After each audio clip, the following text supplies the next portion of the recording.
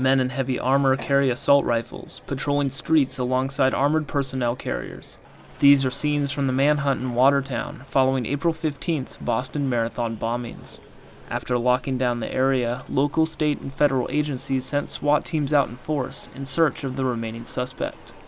The images from those days are striking and raise serious questions about how and when the use of paramilitary policing tools should be used.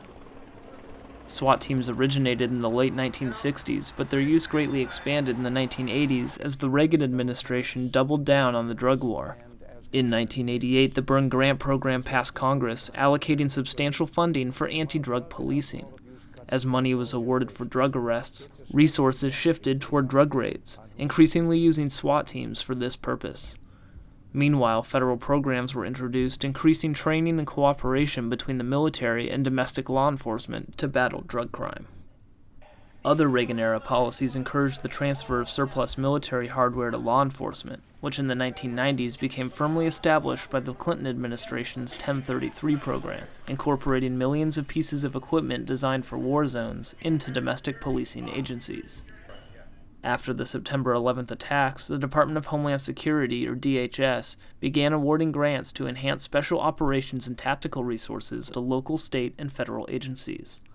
Ollie Winston, an Oakland-based journalist covering law enforcement, has watched the application of the DHS grants. Hundreds of millions of dollars to local law enforcement administered through states to beef up the capabilities of police departments to respond to terrorist threats. And what that means is that they're purchasing heavy equipment like armored personnel carriers, they're purchasing body armor, they're purchasing mobile command centers. In some cases, these funds are actually now being applied towards drones. Many large defense contractors have shifted, at least in part, away from military contracts toward domestic law enforcement due to the billions of dollars available through DHS grants. And several new companies have arisen specifically to supply military-grade assets to police agencies. There's a lot of venture capital being invested in surveillance systems and technology. The major defense contractors, Lockheed Martin, Northrop Grumman, L3, they've all put a tremendous amount of capital into developing such systems. In a 2011 report, the Center for Investigative Reporting found that in the decade following 9/11, over $34 billion in DHS grants were dispersed in order to fight terrorism. However, the recipients of those assets were not just in cities such as New York or Washington, D.C.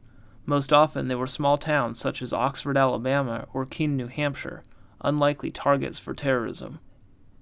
But Bob Chabali, chairman of the board of the National Tactical Officers Association, the NTOA, and assistant police chief in Dayton, Ohio, believes these grants and much of the equipment they buy are imperative for ensuring the safety of communities across the United States. You just saw what happened at the Boston Marathon recently, where, in essence, the acquisition of that type of equipment enhance the safety of that community. There's no money you can set on that type of equipment to protect the personnel that are dealing with that problem. Realize that, and it's not to be an alarmist, but the fact is that terrorism is here. Under the Obama administration, the transfer of military surplus has greatly expanded.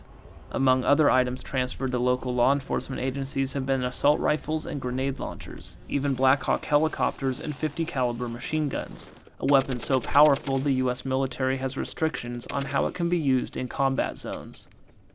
In fiscal year 2011 alone, the Pentagon transferred almost $500 million worth of materials to domestic law enforcement, nearly double the previous year's total. This number was expected to grow in 2012. Assistant Chief Jabali says programs like these are necessary to properly outfit police departments that would not otherwise have the resources to acquire assets capable of addressing the serious threats cities now face. But Peter Kraska, a criminologist at Eastern Kentucky University, says these types of resources have significantly militarized police forces, whether intentionally or not. Whether you're a large police department or a small police department, you can fill out a grant application, and it's not terribly difficult to get a full-blown armored personnel carrier at the tune of $275,000 for your department of 50 officers. That could change that department from thinking more in terms of community policing solutions to more use of force solutions. Kraska and other critics have argued that these more aggressive tools translate into more aggressive policing. Military resources and training have then changed the way officers interact with their communities, from a mindset of community protection to one of combat. This is not universal, but in a lot of cases, particularly I can think of New York, I can think of Oakland, the officers perceive these certain neighborhoods as, as theaters of operation. It's not that some police departments aren't still doing community policing initiatives and don't believe in them strongly, but you've had a whole mindset where the best way to think about solving problems in our communities is through show of force and use of force. These units, if they were to stay true to their original function, which is to handle only the very rare, reactive, in progress sort of thing that they need to respond to, a school shooting or a terrorist incident. If they only did that, they would have very, very, very little to do. And so when these departments started creating a full-blown SWAT team, and then they have nothing to do, they have found ways to use them. Kraska's studies of SWAT teams found their use had skyrocketed from a few thousand instances per year in the 1980s to more than 50,000 per year when he concluded his research in 2005.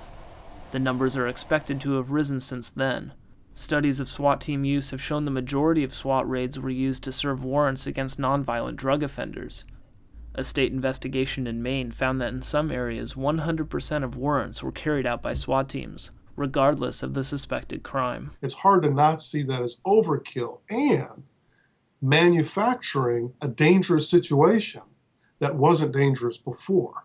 Assistant Chief Jabali says that any use of a SWAT team against a suspect who is not known to pose a direct threat would go against the standards set out by the NTOA, and insists his Dayton SWAT team does not deploy against nonviolent suspects. Well, I can tell you that we do not condone that. The NTOA and the Dayton Police SWAT team basically only responds when an incident or an individual is heavily armed, has fired at police, is known to be violent, has a violent past, and we definitely do not want and do not condone the misuse of a SWAT unit.